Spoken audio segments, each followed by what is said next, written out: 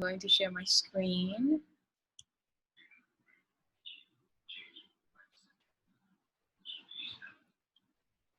Yeah, there it is. Okay, so the term carb loading, let me just rephrase that as carbohydrates, okay? Carb here always refers back to carbohydrates. So loading is basically just putting more and more to kind of load it up into your system. So if you combine these two terms into one complete term, it's actually just referring to you having eating more carb-rich resources into your system. Okay, so what is it in general? It is just a nutritional strategy, okay? It's a strategy to actually increase your glycogen stored in your body. Okay, so glycogen, for those who don't know, is a form of energy that we have in our body that we can tap in anytime. And these glycogens are generally stored in our muscles and in our liver. Okay, so you can get glycogen from carbs, glucose especially.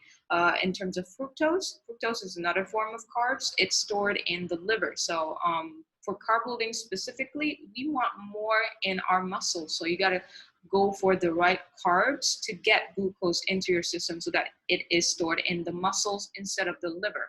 Now, if it's in the liver, you're not going to be metabolizing it, and so as quickly as you can on, having glycogen in your muscles. But that's the thing.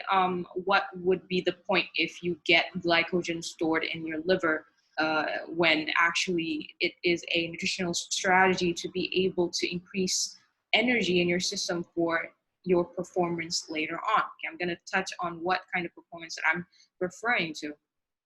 Okay, so it generally, the carb load range should generally be about 5 to 12 grams per kilogram of your body weight. Okay, 5 to 12 grams. If you're going longer, I recommend having a lot more.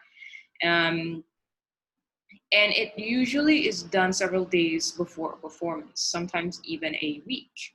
And it always combines reduction in physical activities as well. So your volume in training might be a little bit lower just so we can get more glycogen stored in the muscles and they're not used at that specific moment up until your competition.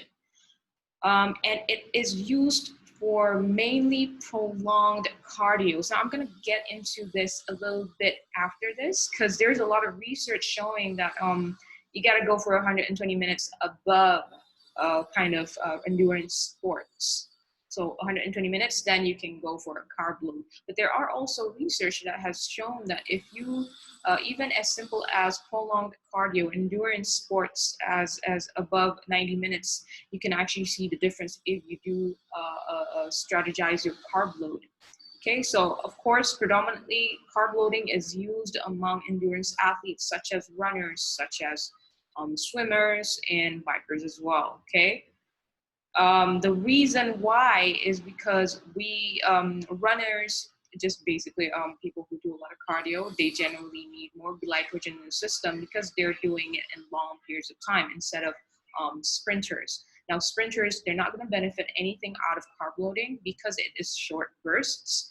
Now, when we are talking about 90 minutes, 1 hour of cardio, 1 hour of steady states, you got to tap into your glycogen storage for continuation of energy just because it's a little bit longer.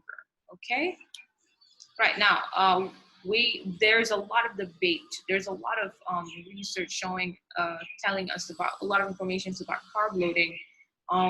The ones that I would say are the most prominent ones are a research that I found that literally had a significant increase in performance. Not only that significant, it was about just 2 to 3% of increase in performance for exercises lasting more than 90 minutes. Now, these exercises really refers to cardio-based exercises, so things that need aerobic capacity. That's what I'm referring to. Either swimming, biking, cycling, running. Okay, those are the kinds of aerobic exercises that we're talking about. Okay, it's only 2 to 3%. It's not a lot, but for a lot of athletes out there, it can make a huge difference. Okay, just a 0.0000001% can make a huge difference and definitely differentiate between you and the other competitors. So 2 to 3% is something that I personally and uh, most endurance athletes would just take into strides. Okay, so like I said, it does not benefit short bursts. Sprinters do not get any of it, get any benefit from it, from carb loading, as well as weight training. Okay, as well as weight training. Even though weight training is about an hour per session, it does not need you to continuously get energy. You always have that resting sets. So it is really obvious why we don't really need that much carb loading into our system for just an hour, especially where there are research showing that you might only get benefit from it if it's 90 minutes and above.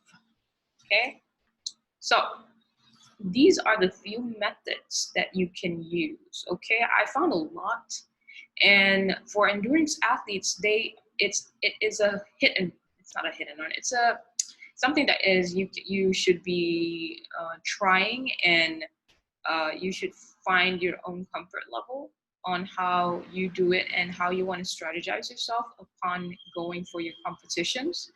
Now there are the simplest form. Look at the 1 day. The 1 day, it's a classic 1 day carb loading. It literally is how it sounds. It's just 1 day of carb loading. You're gonna carb load about 10 grams per kilogram of your body weight, and you're not supposed to exercise at all. So you're just eating carbs. Okay.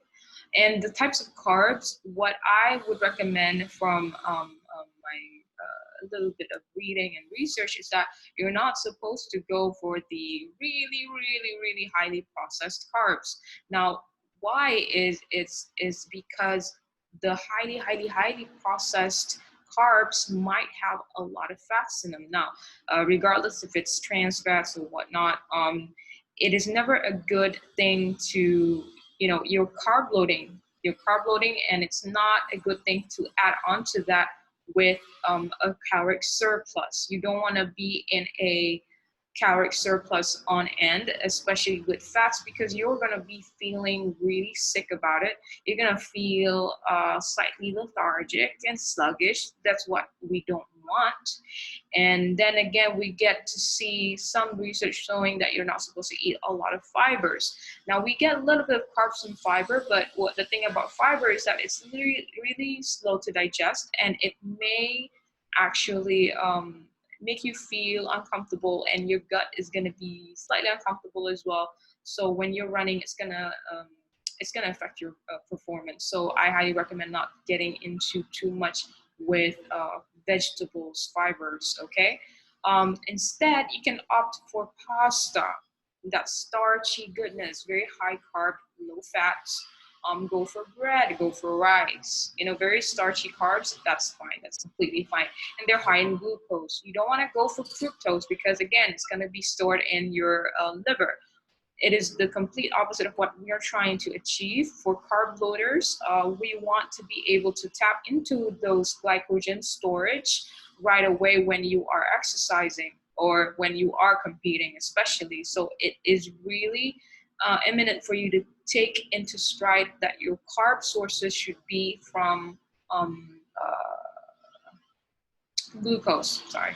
Yeah, from glucose, not fructose. Yeah, fructose is carbs, yes, but it goes through a different process in metabolizing those carbs. Okay. Now, this is one of the most popular, which is the classic 6 day. Okay, it's a 6 day, like it's a 6 day carb loading session, and it has a specific way of approaching how they want to carb load. For the first 3 days, you actually go for low carbs. Okay, this is something that has been going on since before the It's been going on for decades. But when there was this research conducted in the 1980s, there's actually a research showing that you don't really need the depletion phase. Depletion phase is what I'm trying to explain right now, which is the first few days where they go for low carb. Initially, they believe that a depletion phase is very significant in terms of having more glycogen storage afterwards.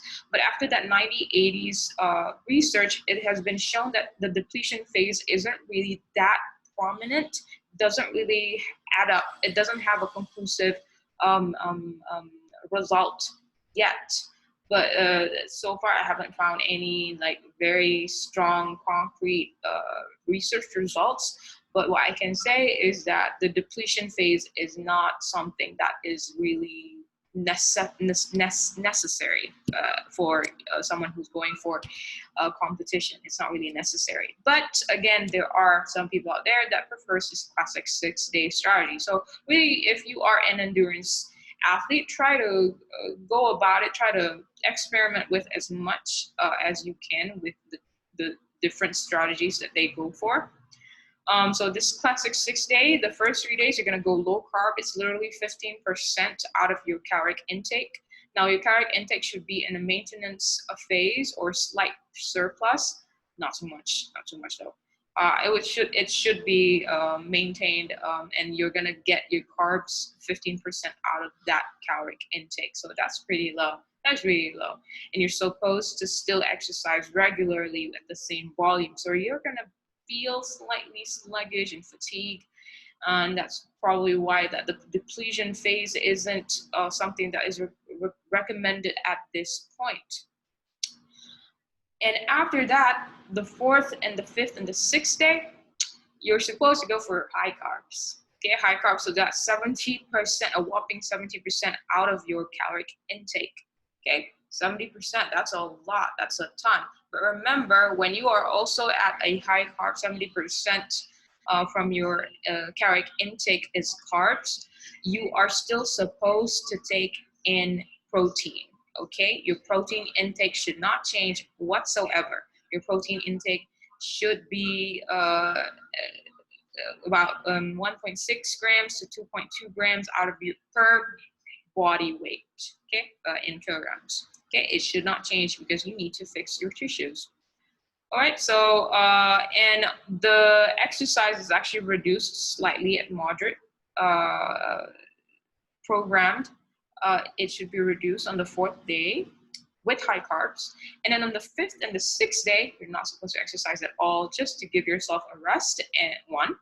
Number 2, it doesn't, you're carb loading, and at the same time, you're not exercising, so there's more storage in your muscles, glycogen in your muscles, to be able to use that on the 7th day, which is, I'm assuming, is the competition day. Okay, it should be something that you planned out thoroughly.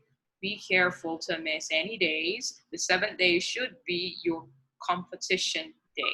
Okay, so no exercises on the 5th day and the 6th day, but you should still maintain at a hard carb. So what happens then is that you get a lot of glycogen storage in your body. So this is where you got to be careful at choosing your foods. If you're choosing too much fibers as a carb source, you're gonna get very bloated. You're gonna feel like you're uncomfortable most of the time because it is very slowly digested. So I highly recommend not taking too much of your carbs from veggies and fibers, or even fruits because of the fructose content.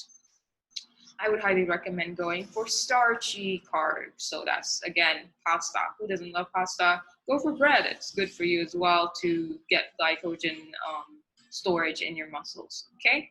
Now, this overall is still questionable, but this is from what I was reading is the most popular so far. A lot of endurance athletes enjoy doing this. Aside from going for a 6-day, but without going low carbs. So they start off with moderate carbs, about 40 to 50%, and then they go for high carb on the 4th, 5th, and 6th day. Okay, so those are the kinds that you can go for. It really depends on how your reaction to it. If you ended up having gut problems, then I highly recommend uh, reducing the days, either reducing the days or um, go for a more complex carbs loading. Okay. And yeah, like I said, new research, the depletion phase isn't really something that is necessary for from 1980s. They researched it, and it's pretty blurry to this day. But what I can say is that they're still researching about it to this day. The depletion phase really is unnecessary, but there are some people who feel uh, uh, uh, how to say a stunt a stunted growth in performance, a stunted growth in endurance levels, just because they went low carb and then got into a high carb sentence. So you can choose to experiment with that. Just be careful though. Throughout your carb loading phase, you should not be changing your protein intake. Okay, it's still really important protein intake. Okay, you got to fix your tissues along the way. Okay. And so that's it for the carb loading. Okay, that is basically the basics of carb loading. Now, I am not an endurance athlete myself, but what I can say is that carbs remain to be the main fuel storage for endurance athletes to this day. The less processed, the better, of course. We don't want any trans fats in it. We don't want high fats, high carbs. We need a high carb concentrated foods just because we want to avoid feeling sick and lethargic, and at the end of the day having a lot of storage of glycogen but not being able to be at our optimum performance to be able to tap into those glycogen storage. So again, there's a lot of factors playing into when you are carb loading. Selection of food is really important. The days that you're spending and the training levels that you're doing a week prior to your competition. Okay. So if you guys are interested to know more about our nutrition plans, you can always go for our online coaching program, or you can go for our offline coaching program, which is actually has been around since CMCO been lifted. So if you are bored out of your mind or you want to get active again and it's no longer quarantine, you can come along to our gym and train with us, okay? Or if you're comfortable at home, you can always sign up for an online coaching program with me or the other coaches over here. Anybody got questions? Please feel free to comment down below, or if you have any requests, please feel free to comment down below, okay? And that's all from me. Thank you so much for tuning in, everyone.